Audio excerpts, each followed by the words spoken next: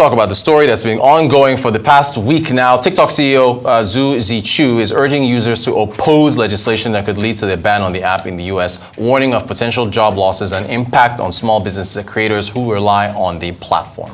Years. We have invested to keep your data safe and our platform free from outside manipulation. We have committed that we will continue to do so. This legislation, if signed into law, will lead to a ban of TikTok in the United States. Even the bill sponsors admit that that's their goal. This bill gives more power to a handful of other social media companies. It will also take billions of dollars out of the pockets of creators and small businesses. It will put more than 300,000 American jobs at risk, and it will take away your TikTok. We know how important TikTok is to all of you. It has given our 170 million users a platform to freely express themselves and has empowered more than 7 million businesses in the United States. Our platform matters to the small business owners who rely on TikTok to make ends meet, to the teachers who inspire millions of students to learn, and to everyone who discovers and finds joy on TikTok. We will not stop fighting and advocating for you. We will continue to do all we can, including exercising our legal rights,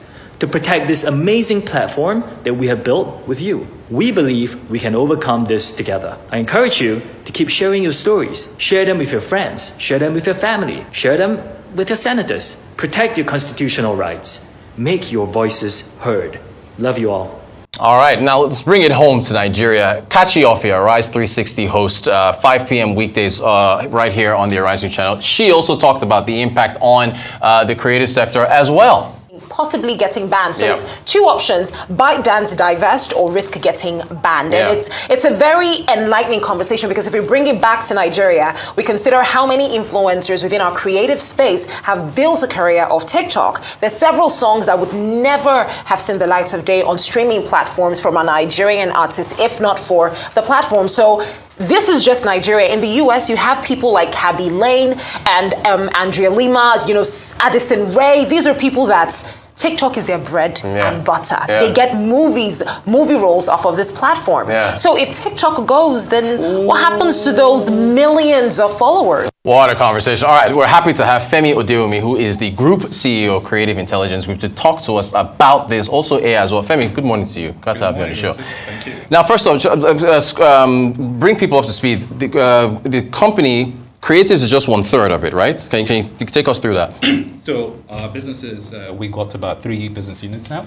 We got business PR and reputation management. In the first subsidiary, we got another subsidiary that is a brand marketing and content strategy agency. And then the third one, which we just launched after my last appearance on your show, is government affairs consulting. So we generally help businesses to interact with policymakers and then, work well with and collaborate better with governments. Fantastic. Now, there's a lot of creativity that comes with all 3 of these, as the ad campaigns and so on and so forth. Can you speak to the importance, because you've run a lot of campaigns for different companies across different sectors, even public sector, private sector, the importance of social media, and I guess bringing in this TikTok ban, what it could mean. But talk to us about the importance of what social media means to what you're doing.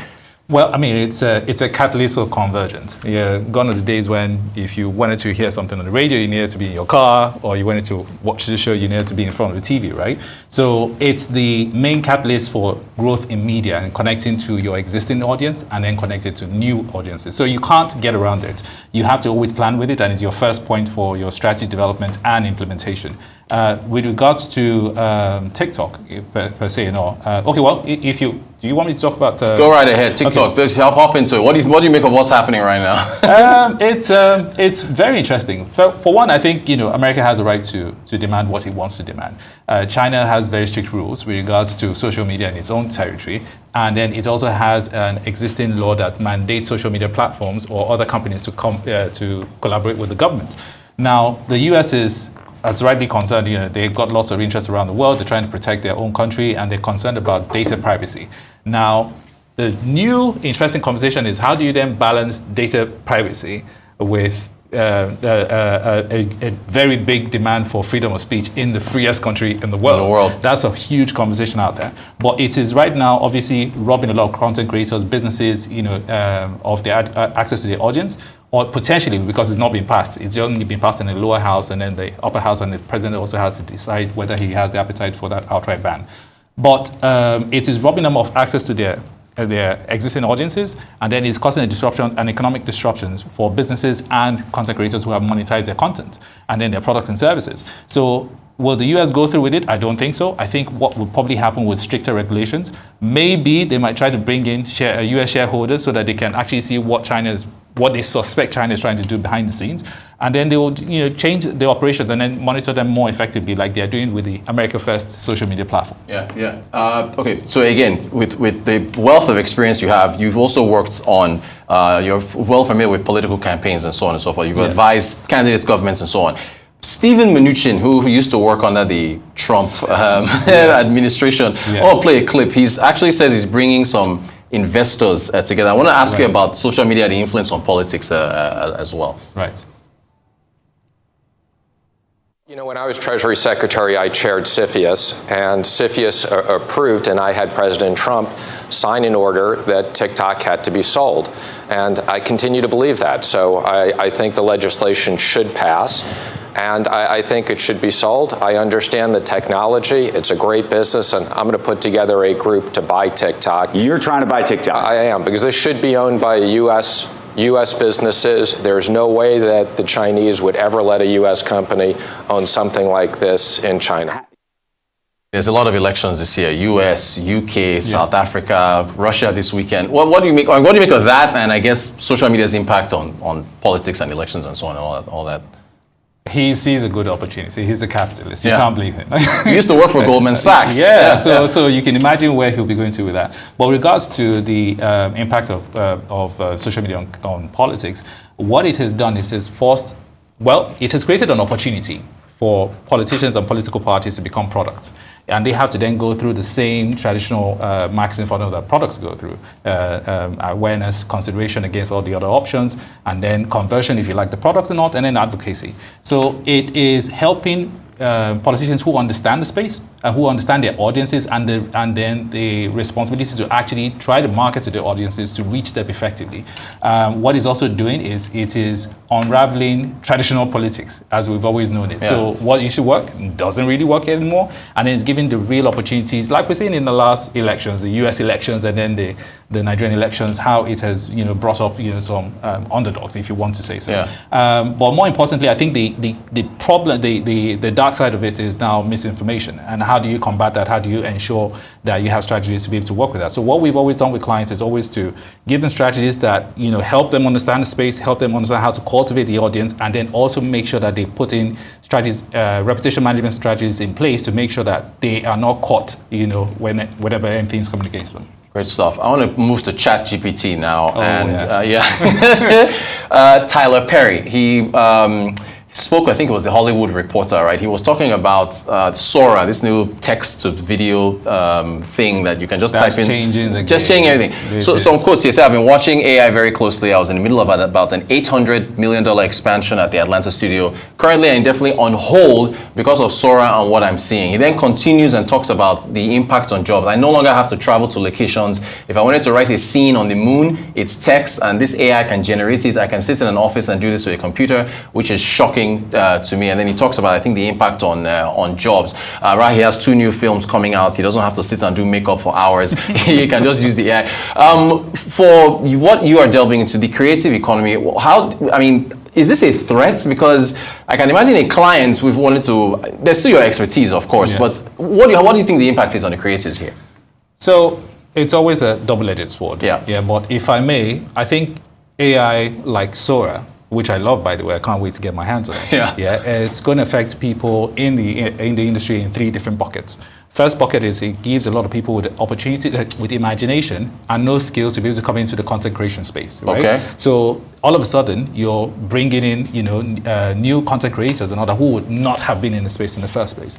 And then in the second bucket, it is then enabling professionals and professional companies and businesses to be able to upskill to expand their capabilities and then to do their work faster. So that means a lot of mundane tasks, repetitive tasks gets to cut, and then you get to produce a lot more. And then the last bucket will be for those who just don't want to get ahead of the, they don't want to study the trends, they don't want to get ahead of the curve, and then they get out of a job. Now, the responsibility which bucket you fall into or which bucket you don't get into is yours. It's not innovation, it's not technology. Technology always moves forward, right? So I think, with regards to Sora, it is going to bring in a huge amount of content creators into the space. It's going to enable businesses that are already there to expand to change how they do business and then to expand their capabilities. So with Tyler Perry now, rather than expanding the studio like he was trying to do, he can then expand the amount of content that he creates. And that means you then have creative who are now traditional creatives that are becoming creative engineers,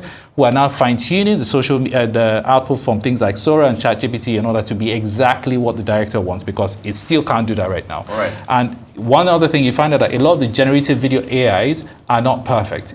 For instance, they don't do well with hands. Yeah, that cat had you have a good eye. That cat had 3 paws or something like that. Yeah. And then they do things like, they don't exactly give you what you want. So creative engineers are going to be like the new jobs. You already seen prompt engineers. So you can imagine creative engineers who will then take the output from Sora and then make it into what the director wants. And then you also have software engineers who will probably create new video editors that can allow people to take full advantage of all this of this AI platforms that are emerging. I have to ask you, because you've employed a lot of staff, you've dealt with a lot of different talents. What do you make of the talent pool right now in Nigeria for your industry with creatives and so on? Well, I think we are faced with a problem where, obviously, we're all dealing with JAPA crisis, right?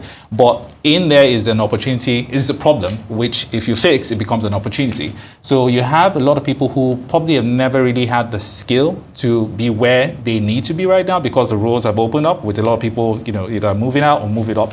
And then you then also have the responsibility to be able to upskill their mindset. The society generally and our education teaches people to survive.